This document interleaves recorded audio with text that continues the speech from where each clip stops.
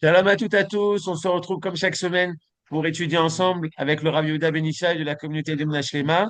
Cette semaine, c'est Parashat Tzav, mais c'est également Parashat Agadol, Shabbat Agadol, et on va parler justement de ces événements qui ont précédé la sortie d'Égypte. Vous pouvez bien sûr toujours dédier le cours. Bechavod.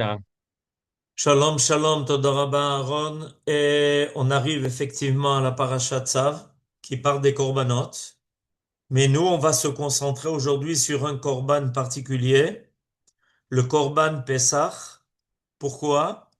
Parce que cette année, les dates que nous allons vivre sont exactement les mêmes dates que celles de la sortie d'Égypte. En effet, le Shabbat qui vient, c'est-à-dire dans quelques heures, et le Shabbat Yud Ben Nissan. Lors de la sortie d'Égypte, le Shabbat de la sortie d'Égypte était Yud Ben Nissan.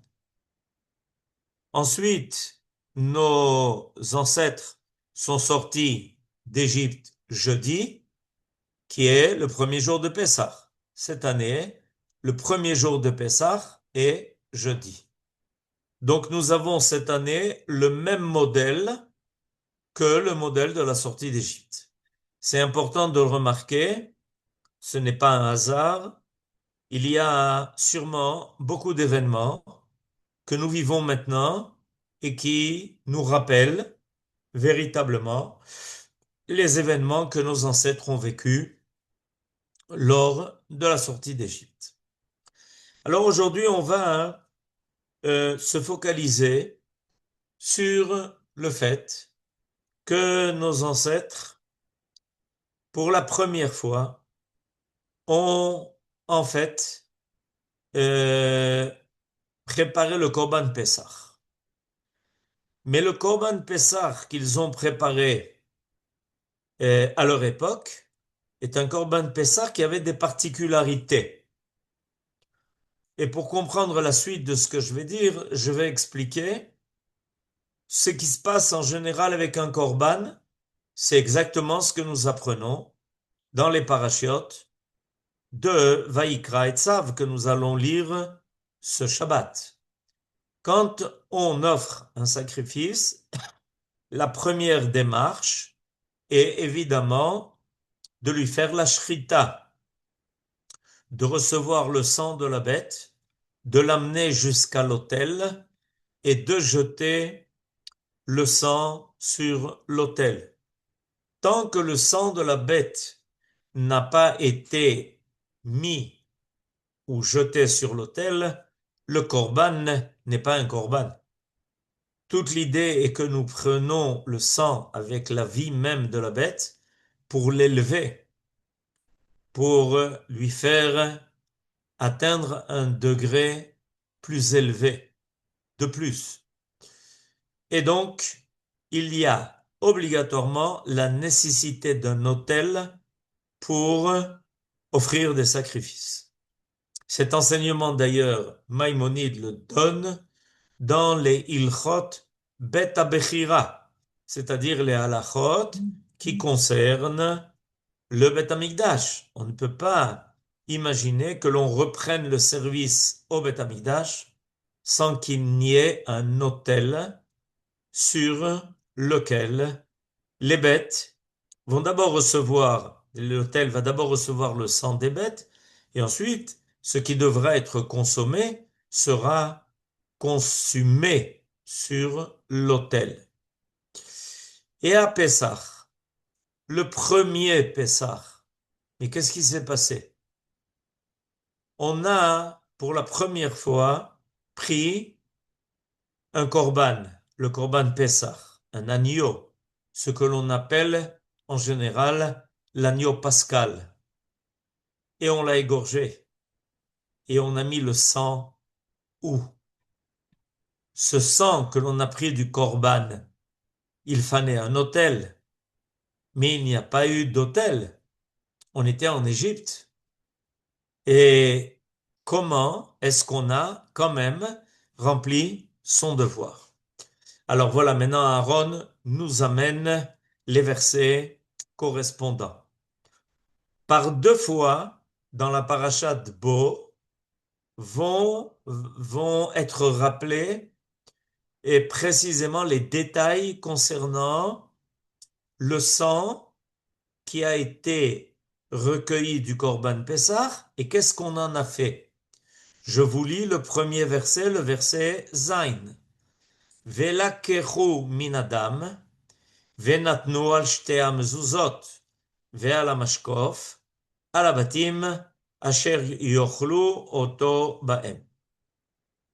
Donc, qu'est-ce qui nous est dit ici? Il nous est dit que ce sang-là, le sang du Corban Pessah, on prendra de son sang et on enteindra les deux poteaux et le linteau des maisons dans lesquelles on le mangera.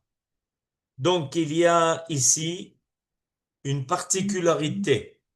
Le sang du Corban Pessah va être mis à l'entrée de chacune des maisons des enfants d'Israël en Égypte. Et où est-ce que ce sang sera placé?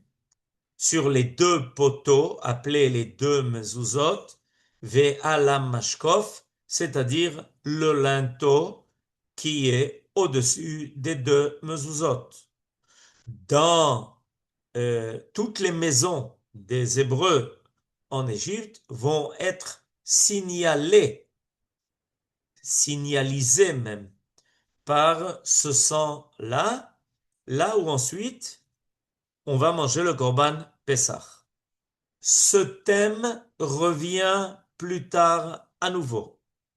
À nouveau, on va, lorsque Moshe Rabbeinu va donner cet ordre maintenant aux enfants d'Israël, on a maintenant à nouveau les mêmes versets, pas loin après. Vayikra Moshe lekol ziknei Israël vayomer alehem. Moshe convoqua tous les anciens d'Israël et il leur dit, Mishru, tirez à vous, ukru lachem tson le mishpachotem. Prenez une bête de menu bétail, chacun pour sa famille, veshachatu à Pasach, et faites la shrita, donc au Corban Pesach. Et qu'est-ce que l'on fait maintenant? Ulkartem agudat ezov, udvaltem badam asher basaf. Là, Moshe Rabbeinu donne les directives nécessaires pour dire aux Ékénim de quoi faire. Vous prendrez une poignée d'hysope, vous la tremperez dans le sang reçu dans un bassin et vous teindrez le linteau et les deux poteaux de ce sang du bassin. Et la suite, que personne ne bouge de là où il est, que pas d'un d'entre vous ne franchisse alors le seuil de sa demeure jusqu'au matin. Lorsque le Seigneur s'avancera pour frapper l'Égypte, il regardera le sang appliqué au linteau et aux deux poteaux, et il passera au-dessus de la porte, et il ne permettra pas au fléau d'entrer dans vos maisons pour sévir. Alors, à nouveau, comme on l'a vu tout à l'heure, il nous est dit de façon très claire que nous devions prendre donc ce qui était nécessaire pour peindre les portes de nos maisons en Égypte, de ce sang, et de le mettre, ce sang-là, sur le linteau et les deux poteaux. Et ça, c'est exactement ce qui va nous protéger. En effet, dans le verset Kav Gimel que vous avez devant vous, il est marqué que Dieu va lui-même intervenir en Égypte, et dès qu'il verra ce sang, le sang déposé sur le linteau et sur les poteaux, Dieu va sauter au-dessus de l'entrée de ces maisons. Voilà l'origine du mot Pessah. Il va comme enjamber les maisons d'Israël. Velo yiten hamashchit, et il ne permettra pas à celui qui devait frapper les maisons des Égyptiens d'entrer dans vos maisons. Alors il y a ici, ce que l'on entend, c'est que les enfants d'Israël devaient acquérir un mérite particulier. Pour pouvoir sortir d'Égypte, les béné Israël devaient mériter le Shabbat Agadol est le début des actes que les enfants d'Israël vont faire en vue de leur Géoula.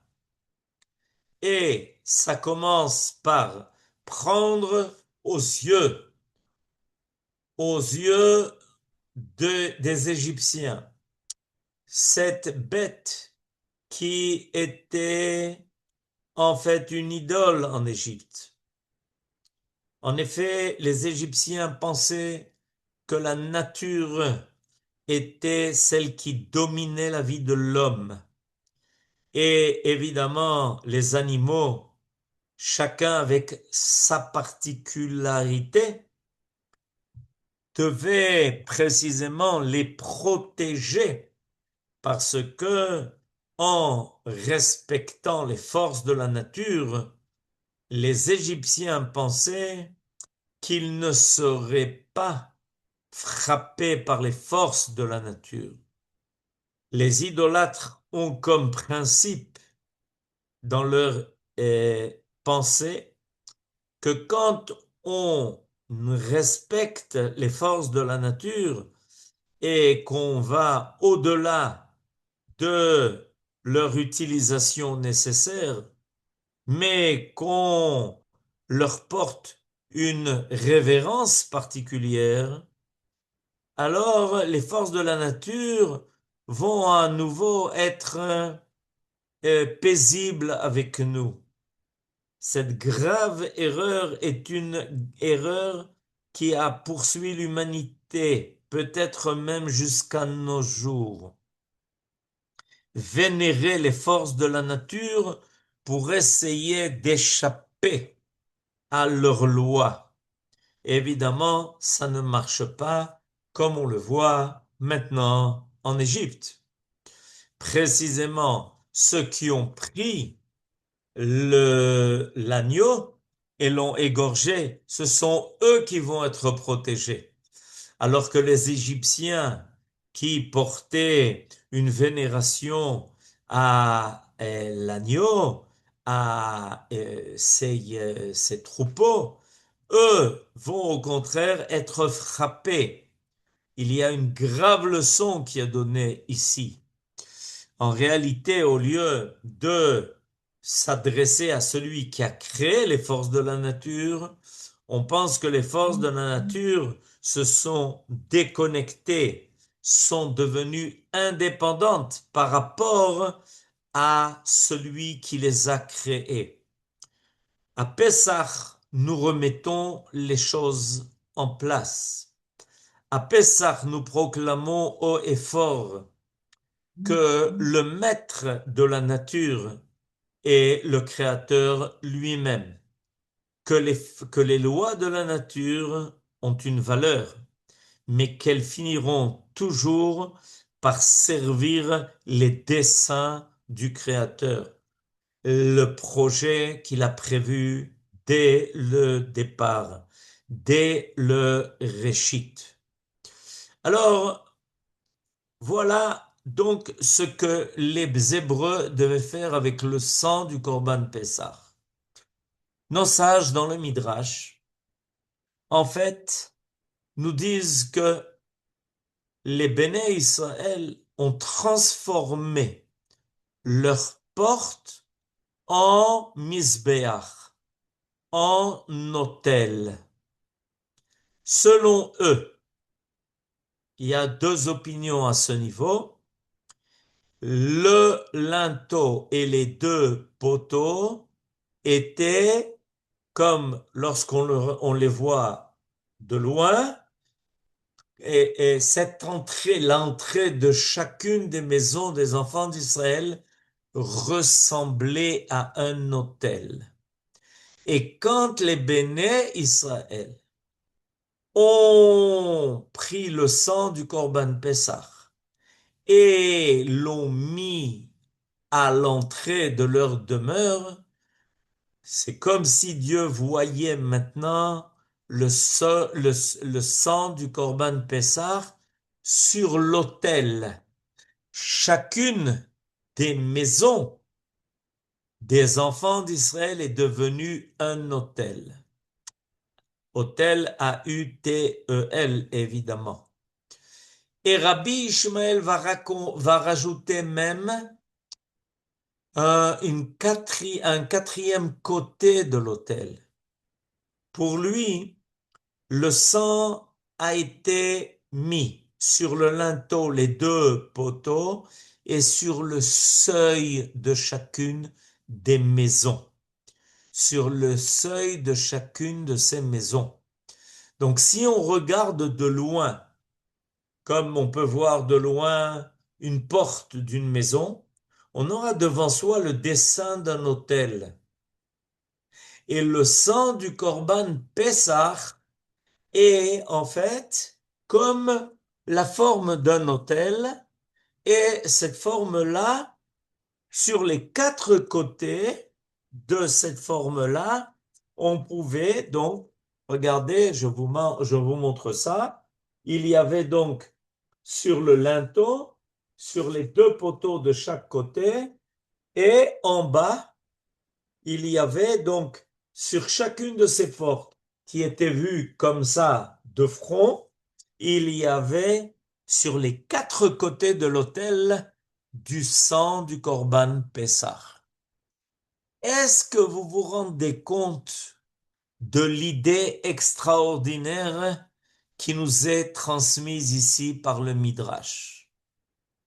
Ce qui nous est transmis ici par le Midrash, c'est que les Béné Israël en Égypte ont transformé chaque hébreu, chaque famille a transformé, chacune des familles a transformé l'entrée de ces demeures en un autel sur lequel le Corban Pessah a vu son sang se déposer. En égorgeant ce que les Égyptiens adoraient, les Béné Israël ont prouvé qu'ils se sentaient complètement indépendants de la volonté des Égyptiens, indépendants totalement de leur idolâtrie. Au lieu que l'homme élève la bête sur l'autel et lui permet de gagner un degré de plus en étant offert par l'homme avec l'intention, avec les Kohanim, au chant des Lévi'im, alors les Égyptiens se baissaient au niveau de la bête. L'homme a deux possibilités. Est-ce qu'il est celui qui va s'élever et élever avec lui même le domaine animal a un domaine divin en amenant la vie des bêtes pour servir le Créateur? Ou est-ce que l'homme va s'abaisser vers la nature? Il va devenir un obsédé des lois de la nature. Il va, au contraire, se diriger vers le bas de la création. À ce moment-là, sa faute est double. En effet, toute la nature attend profondément, sérieusement, de pouvoir participer à la louange qui est adressée au Créateur qui a tout créé avec un but élevé. Et au lieu d'aider la nature à s'élever à quelque chose de sublime, les Égyptiens se penchaient vers la nature. Ils voyaient dans la nature quelque chose qui les mettait en extase. En réalité, il y avait là un avilissement de la condition humaine. Et c'est pour ça que nous avons reçu l'ordre, ce Shabbat, Shabbat Agadol, de faire quelque chose de Gadol pour élever tout vers Akadosh Baruch Hu qui est appelé Ha'el Hagadol, Hagibor ve'anora. Les Égyptiens ont fait le contraire. Et quand Akadosh Baruch Hu est allé en Égypte pour nous en soustraire, il a vu devant lui les maisons des Hébreux. Et ces maisons-là étaient devenues un lieu de service pour Akadosh Baruch Hu lui-même. Le sang avait été déposé sur les 4 côtés de chacune des entrées des demeures des Hébreux. Les Hébreux ont acquis le mérite d'être déconnectés, de se libérer de cette emprise terrible qu'était l'Égypte, qui a voulu asservir toute l'humanité. Israël étant évidemment le représentant de l'humanité vraie, celle qui aspire à quelque chose de noble, d'élevé, de divin. Et voilà que les béné Israël, pour la première fois, ont offert le Korban Pesach, et c'est leur maison qui a servi d'autel. C'est accompli pour la première fois. Ve'asu li mikdash ve'shachanti betocham. La présence divine s'est révélée et s'est présentée devant chacune des portes des béné Israël. Et nous avons comme ça, évidemment, acquis le mérite de sortir de l'Égypte, en prouvant que nous n'avons rien à voir avec cette civilisation qui avait été installée. En souvenir de ça, nous avons aujourd'hui, des mezuzot aux portes de nos maisons. Et c'est pour ça que la mezouza a une telle valeur qu'elle est capable même de protéger la vie. Uchtavtam al mezuzot betecha uvisharecha leman yirbu yemechem vime benechem al האדמה אשר נשבע אדוני לאבותיכם לתת לכם להיות לכם לאלוהים. En réalité, en mettant à chacune de nos portes une mezouza, nous affirmons que notre maison est aussi un lieu de service pour Dieu. Et ça nous rappelle ce que nous avons vécu au moment de la sortie d'Égypte. Nos sages posent la question, ce signe, ces signes qui ont été mis sur les portes, les entrées des demeures des Hébreux, il était pour qui? Eh bien, on a trois réponses. La première, pour les béné Israël eux-mêmes, pour qu'ils se rappellent de leur identité, pour que leur identité se réveille, pour qu'ils ne sentent plus aucun lien avec ce qui les différenciait des Égyptiens. Leur maison était marquée par le sang d'un corban.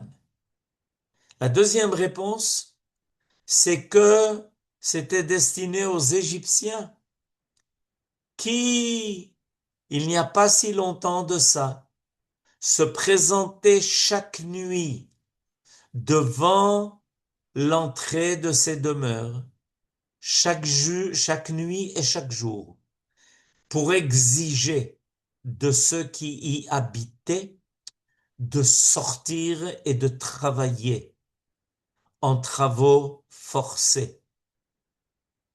On sait que les Égyptiens exigeaient des Hébreux de faire le jour le travail de la nuit, de faire la nuit le travail du jour, ce qui évidemment était exténuant non seulement pour le corps, mais surtout pour l'esprit. Voilà que ces mêmes Égyptiens aujourd'hui passent devant l'entrée de ces mêmes demeures et ils sont obligés de grincer des dents et de dire nous n'avons plus le droit de rentrer dans ces demeures. Elles sont inaccessibles. Et au contraire, nous, nos belles demeures, nos belles maisons, celles qui ont été construites par les Hébreux, sont devenues maintenant ouvertes à celui qui va frapper dans chacune de ces maisons, celui qui est considéré comme l'aîné. Tout s'inverse. Les demeures des béné Israël sont protégées. Personne ne peut y rentrer. Sur chacune des mezuzot que nous avons maintenant, à l'entrée de nos portes, il y a un nom de Dieu qui est marqué à l'extérieur de la mezouza. Shaddai, Shomer, Daltot, Israël. Initiale de Shomer, Daltot, Israël. Les initiales sont le nom de Dieu. Nous avons à l'entrée de nos maisons quelque chose qui protège nos demeures, parce que nous affirmons que le seul à qui nous sommes attachés est le Dieu qui intervient dans l'histoire d'Israël et l'histoire du monde. Nous montrons bien nos mezuzot. Nous ne les cachons pas, bien au contraire. La mezouza doit être à l'extérieur de la porte et non pas à l'intérieur. Nous voulons au contraire faire preuve de bien montrer que nos maisons sont signalées par notre attachement à la providence divine. Les Égyptiens passaient devant les demeures des Hébreux et se disaient, mais comment tout se retourne maintenant contre nous.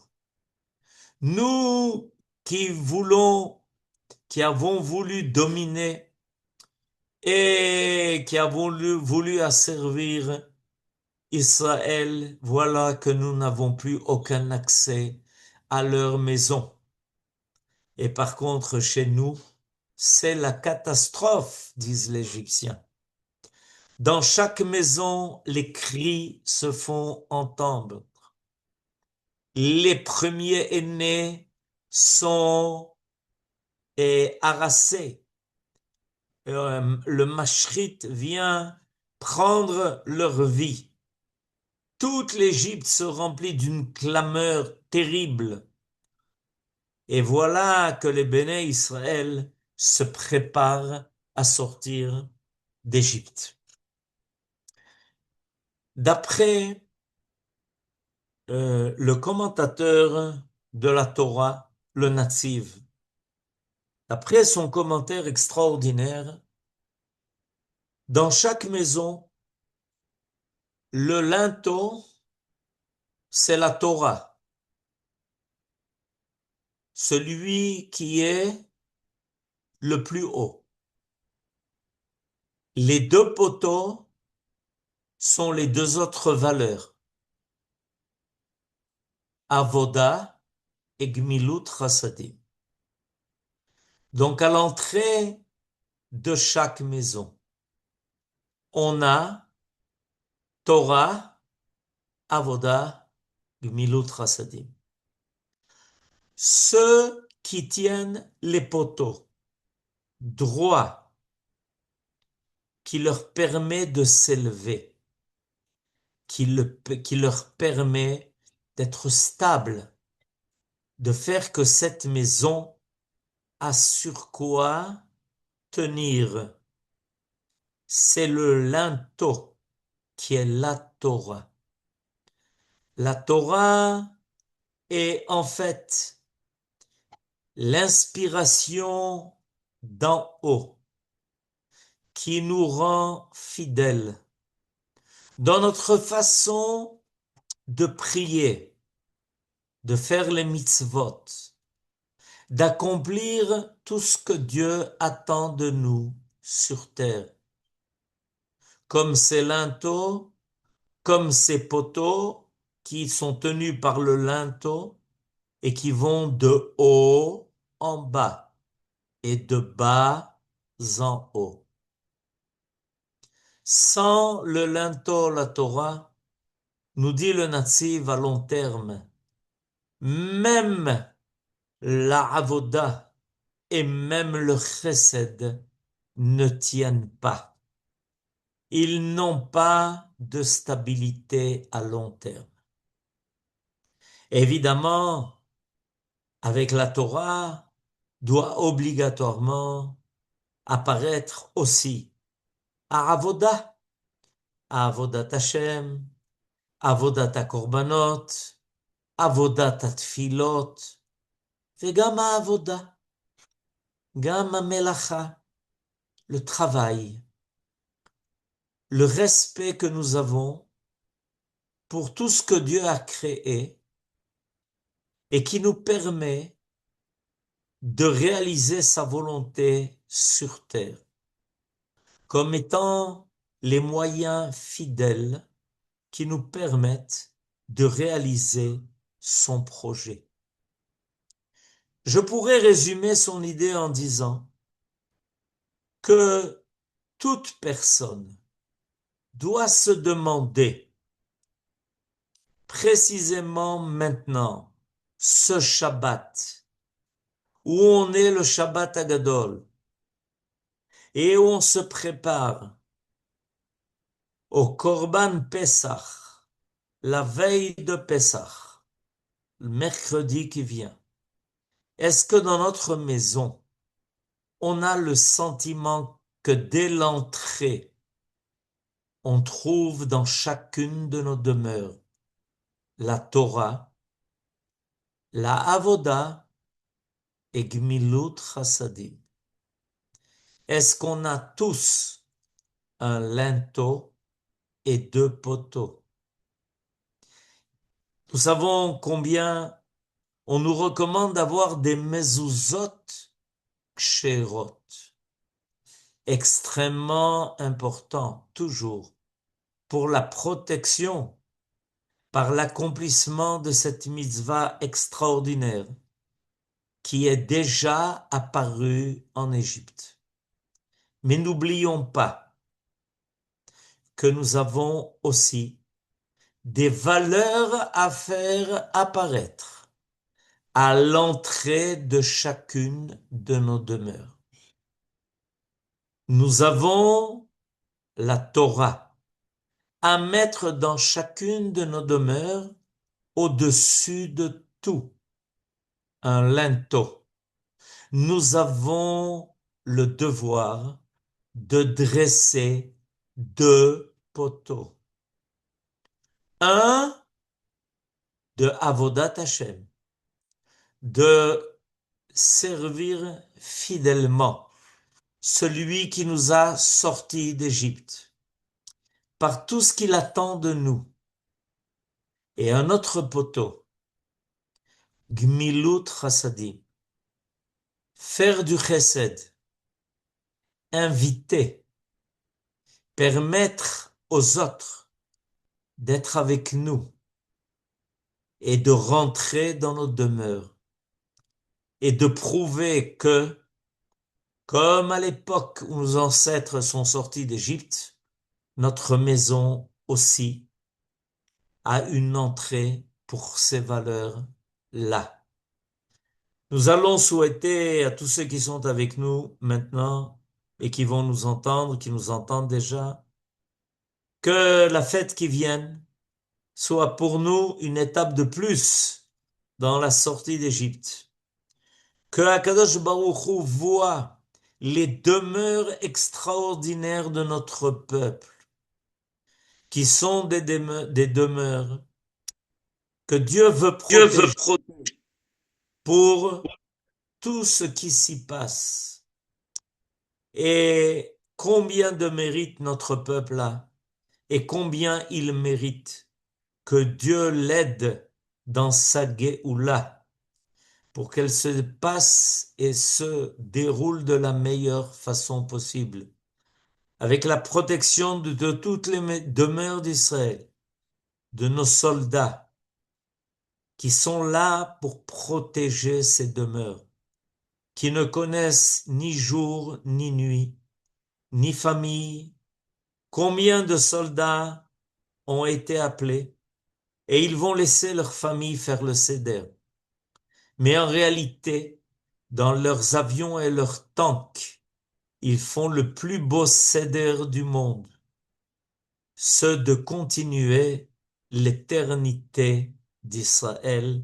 Amen. Ken Yehi Ratzon. Shabbat Shalom et Chag Sameach.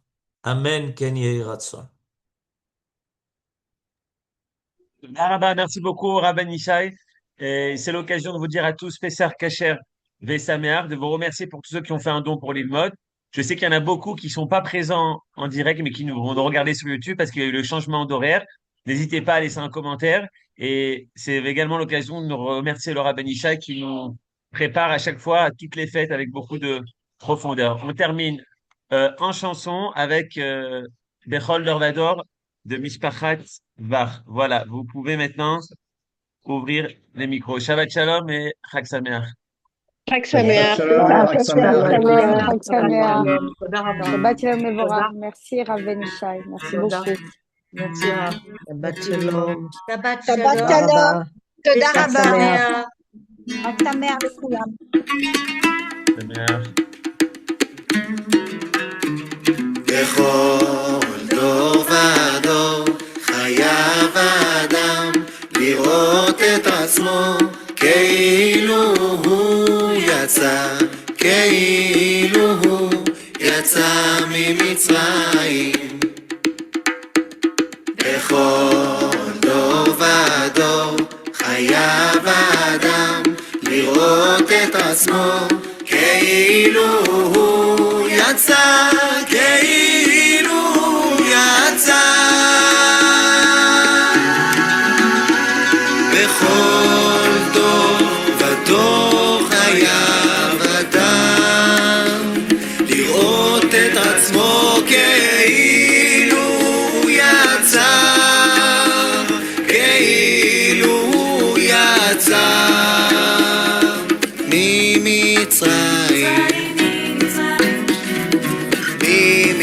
מצרים בכל